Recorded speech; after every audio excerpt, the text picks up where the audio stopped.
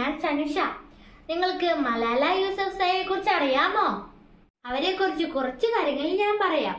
11ാം വയസ്സിൽ തന്നെ സ്ത്രീകളുടെയും കുട്ടികളുടെയും അവകാശങ്ങൾക്കായി വാദിച്ച ഒരാളാണ് മലാല യൂസഫ്സായി. 17ാമത്തെ വയസ്സിൽ തന്റെ പ്രവർത്തനത്തിന് സമാധാനത്തിനുള്ള നൊബേൽ സമ്മാനം അവർക്ക് ലഭിച്ചു. കൂട്ടുകാരെ, 1997 ജൂലൈ 12 പാകിസ്ഥാനിലെ മിഗോറയിലാണ് അവർ ജനിച്ചത്. ഇനി കൂടുതൽ വിവരങ്ങൾ അന്വേഷിച്ചറിയുമല്ലോ. ഒരു കുട്ടിക്ക്, ഒരു അധ്യാപകന്, ഒരു പുസ്തകത്തിന്, ഒരു പേനയ്ക്ക് ലോകത്തെ മാറ്റാൻ കഴിയും. മലാല യൂസഫ്സായിയുടെ വാക്കുകളാണ് ഇത്. ചിന്താവിഷയവുമായി അടുത്ത ദിവസം വീണ്ടും കാണാം. ബൈ.